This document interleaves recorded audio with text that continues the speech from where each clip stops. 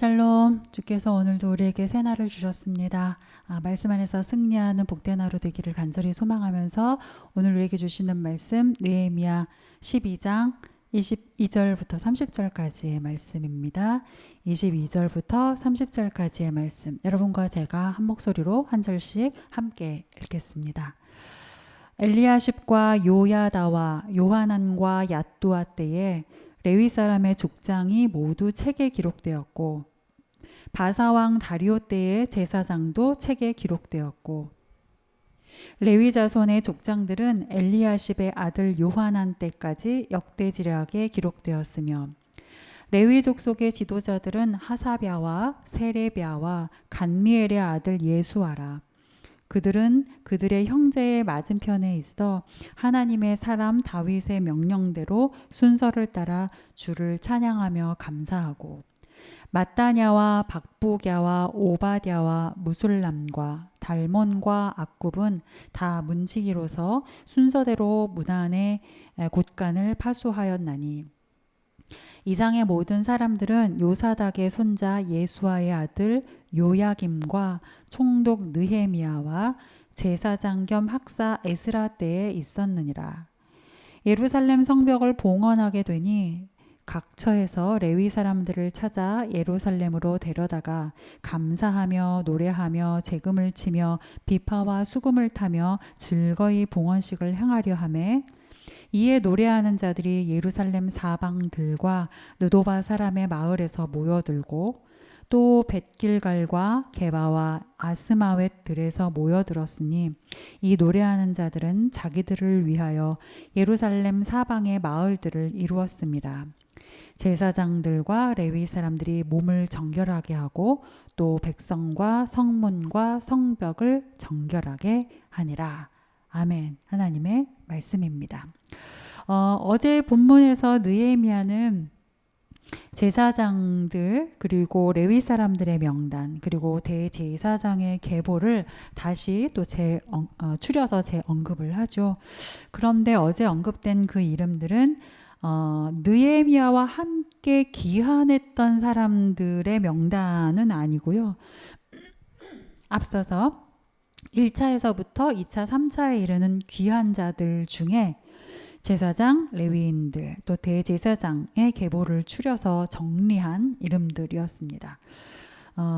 성벽 봉헌식을 앞두고 느헤미야가 이렇게 다시 한번 성전 봉사자들의 이름을 언급했던 것은 다름이 아니라 성전이 지어지고 또 성벽이 완성되는 예루살렘 공동체의 어떤 하드웨어적인 요소보다 그 성 안에 거하는 사람들, 그 성전에서 하나님을 예배하는 그런 예배 공동체를 세우는 것이 더 중요하다라는 것을 말하기 위해서였죠.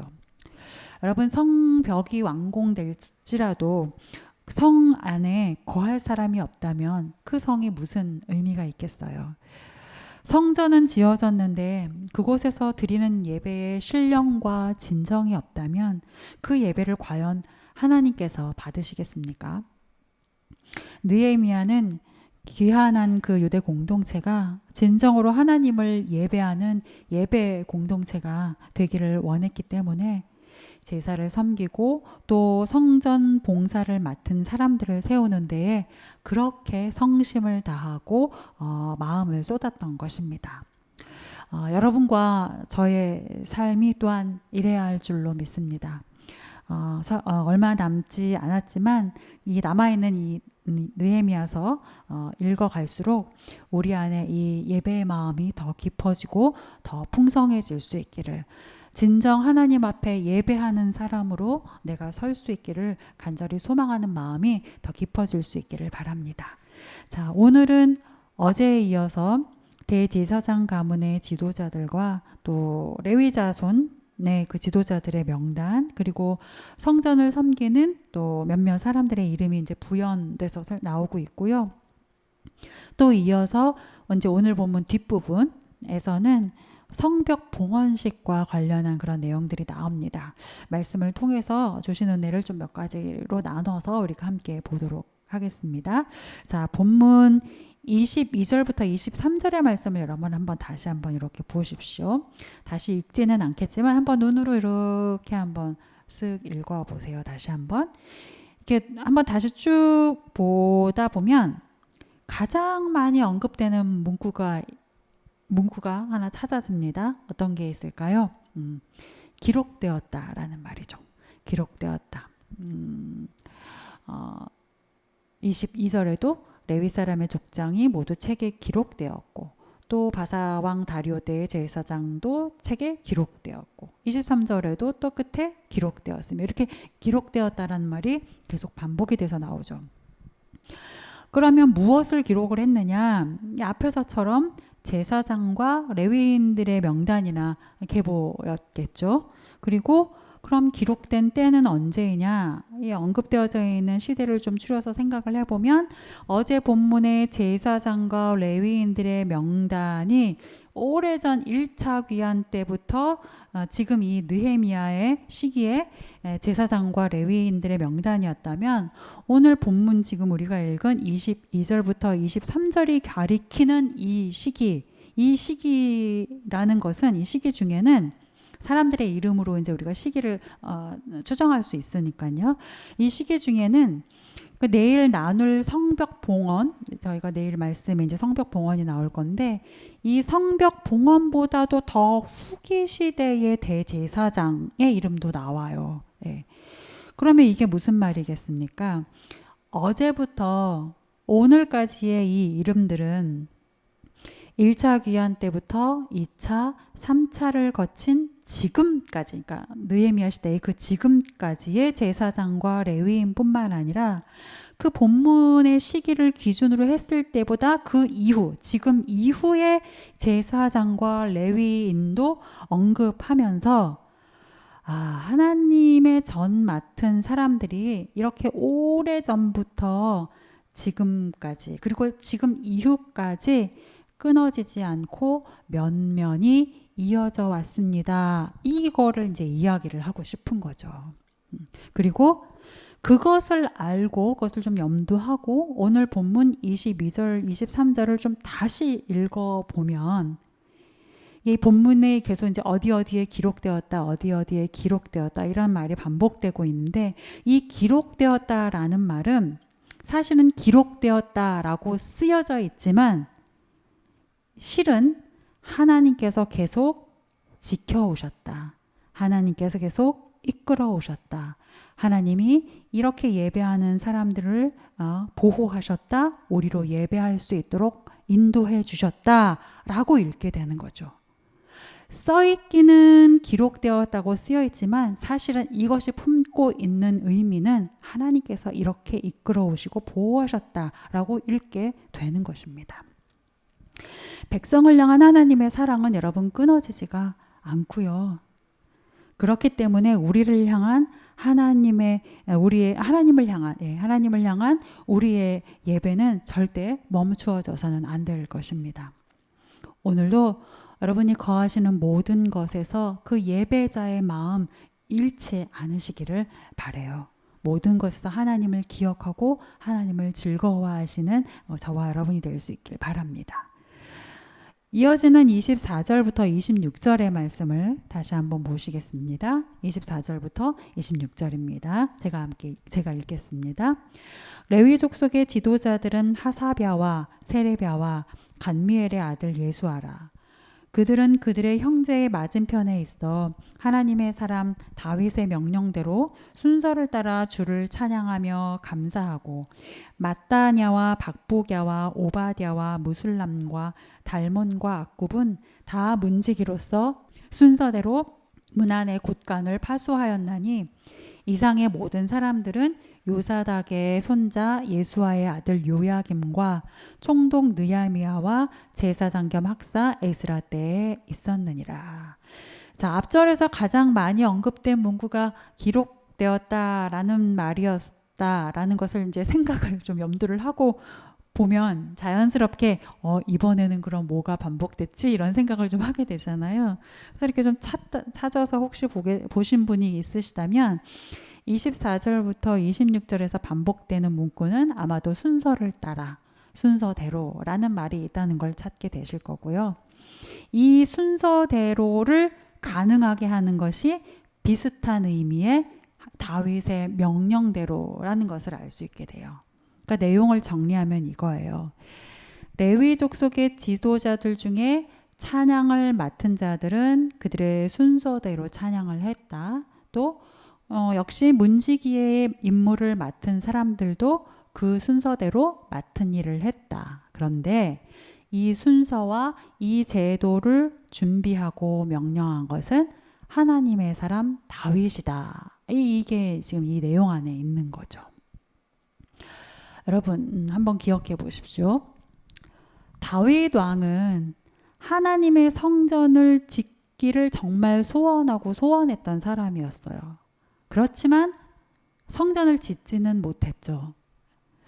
하나님의 전을 짓고 싶어서 소망하고 기도도 했던 그런 사람이었지만 정작 하나님께서 그것을 허락하시지 않았어요. 그래서 다윗은 성전을 짓지는 못했습니다. 그러면 이제 보통 사람 같으면, 우리 같으면 하나님이 안 된다라고 하시면 이 둘 중에 하나일 거예요. 그래도 하게 해주십시오 하면서 막 떼를 부리는 경우가 있을 것이고, 아니면 안 된다고요? 알겠습니다 하고 탁탁 손을 털고 이제 관심을 끊는 경우가 있겠죠. 때를 쓰던 하나님이 응답을 해주시지 않거나 거부하실 때에 아니다라고 말씀하실 때 우리는 종종 그럼에도 불구하고 때를 계속 쓰는 경우, 혹은 아니구나 하고 이제 모든 관심을 끊는 경우, 둘 중에 하나인 경우들이 많아요. 그런데 보면 다윗은 그러지 않았습니다. 다윗은 물론 때 쓰지 않았고요. 그렇다고 해서 관심을 완전히 끊지도 않았습니다. 오히려 더 큰 믿음을 발휘하는데 바로 하나님이 약속하신 때에 가장 좋은 때에 그것을 이루어 주실 것이다 라는 것을 믿고 그것을 준비했죠. 하나님께서 너의 아들 솔로몬 때에 성전이 지을 것이다 라고 하신 그 말씀을 믿고 그때가 가장 좋은 때여서 하나님께서 그렇게 하시는 것이구나 라는 걸 믿고 그것을 준비했습니다. 어떻게 준비했느냐? 그 준비의 첫 번째는 여러분도 잘 아시는 것처럼 성전을 짓기 위해 필요할 만한 쓸 각종 재료들을 준비를 했었고요. 두 번째는 성전 예배가 잘 이루어질 수 있도록 각종 제도를 준비한 거예요. 찬양단을 비롯한 여러 제도들을 준비한 거예요. 여러분 그때 그 다윗의 때에 준비한 것들로 그 이후에 이스라엘 백성들이 후손들이 얼마나 큰 은혜를 누렸겠습니까? 성전을 짓되 다윗이 준비한 것들 그것들 덕분에 풍성하게 지을 수 있었고요. 다윗이 미리 정비해둔 그런 여러 제도들 덕분에 참으로 은혜롭게 하나님을 예배할 수 있지 않았습니까? 무엇보다도 지금 이 느헤미야 때처럼 오랜 포로 생활로 제대로 이제 예비할 수 없었던 그런 없는 때에 그런데 막상 이제 본토에 돌아왔어요. 그런데 본토에 돌아온 그때 그들이 얼마나 막막했겠어요. 무엇을 해야 하는지, 어떻게 해야 되는지. 그런데 그때에 우리에겐 다윗 왕이 알려준 예배가 있지. 우리가 그것을 다시 회복하면 되지라는 어떤 본보기가 있고 어떤 모델이 있다라는 것. 방향을 잃은 사람들에게 방향을 가르쳐주는 것이 있고 정체성을 잃은 사람들에게 우리가 회복해야 할 정체성이 무엇인지를 가르쳐주는 믿음의 선례가 있다는 것은 너무나 소중한 재산이고 소중한 가치입니다. 소중한 것들이에요. 여러분 저와 여러분의 삶이 이렇게 다윗을 좀 닮아가는 그런 삶이었으면 참 좋겠습니다. 감히. 비록 우리가 지금 혹시 간구한 것에 응답받지 못했다 할지라도 선하신 하나님이 가장 좋은 때에 하실 것을 믿는 사람이었으면 좋겠고요. 그 모습을 닮아갈 수 있었으면 좋겠고요. 그래서 간구한 대로 응답받지 못해도 그렇다고 해서 손 놓고 있는 것이 아니라 하나님이 하실 것을 믿고 할 수 있는 것을 하는 사람, 할 수 있는 것을 준비하는 사람, 다윗과 같이 그런 사람이 될 수 있었으면 참 좋겠습니다. 그래, 나는 그저 다윗의 마음을 빌리자면 나는 그저 하나님을 사랑하는 마음으로 할 수 있는 것을 준비했는데, 그랬더니 후에 많은 사람들에게 그것이 방향이 되고 또 모델이 되어주는 그런 은혜를 입을 수 있다면 이보다 더 큰 은혜, 이보다 더 큰 영광이 어디 있겠습니까? 그 모습을 닮을 수 있으면 참 좋겠어요. 혹여 오늘 구한 대로 응답받지 못했다고 해서 여러분 너무 실망하지 마십시오. 하나님이 가장 좋은 때에 이루실 것입니다. 아멘. 하나님이 가장 좋은 때에 하실 것을 믿고 여러분과 저는 오늘 할 수 있는 것을 하면 됩니다. 오늘 해야 하는 것을 하면 돼요. 우리가 한 그 작은 행함으로 인해서요, 우리 후배들이, 우리의 자녀들이, 우리의 믿음의 후손들이 다시 일어서는 힘을 얻게 될지 누가 압니까? 생각해 보십시오. 우리의 아이들이 삶의 공고한 순간에 우리 엄마는, 우리 아빠는 이런 상황 속에서 이렇게 하셨었어. 나도 그렇게 하면 돼. 라고 그 힘겨운 상황에 엄마의 믿음의 행위를, 아버지의 믿음의 행위를 기억할 수 있다면, 떠올릴 수 있다면 부모로서 이보다 더한 보람이, 이보다 더한 그 설레임이 있을 수 있겠습니까? 가장 큰 보람의 순간이요, 유산이 될 수 있을 것이라고 믿습니다. 그래서 24절 이후에 뒷부분에 하나님의 사람 다윗의 명령대로 순서를 따라 주를 찬양하며 감사하고 라고 하는 이 문구 안에, 이 문구가 하나님의 사람 또 부모님의 가르침대로 우리 아이 누구누구누구가 주를 찬양하며 감사하였다라는 고백이 될 수 있도록, 우리 가정 안에 이런 고백이 일어나면 정말 너무 좋을 것 같아요. 그러한 고백이 될 수 있도록 오늘도 우리의 삶을 다시 믿음으로 일으키는 그런 복된 하루가 되기를 온 마음 다해 축복하고 또 소망합니다. 27절 이후에서 느헤미야는 하나님의 사람 다윗의 명령대로 성벽 봉헌 예배를 올리기 위해서 각처에 있던 레위 사람들을 모읍니다. 27절부터 29절까지의 말씀 제가 다시 한번 읽겠습니다. 예루살렘 성벽을 봉헌하게 되니 각처에서 레위 사람들을 찾아 예루살렘으로 데려다가 감사하며 노래하며 재금을 치며 비파와 수금을 타며 즐거이 봉헌식을 행하려 하매, 이에 노래하는 자들이 예루살렘 사방들과 느도바 사람의 마을에서 모여들고 또 벳길갈과 게바와 아스마웻 들에서 모여들었으니 이 노래하는 자들은 자기들을 위하여 예루살렘 사방의 마을들을 이루었습니다. 자, 느헤미야가 성벽 봉헌식에서 찬양으로 이제 도울 사람들을, 즉 레위 사람들을 찾으니까 예루살렘 주변에 있던 레위 사람들이 모여들어요. 그렇죠? 29절에 보면 노래하는 자들이 자기들을 위하여 예루살렘 사방의 마을들을 이루었다라고 말하고 있는데, 이거는 좀 오해의 여지가 있는데요. 여기서의 자기들을 위하여는 쉽게 생각하기 쉬운 자기의 유익이나 자기 편의를 위해서 이런 의미가 아니고요. 나를 위해서라는 의미가 아니고요.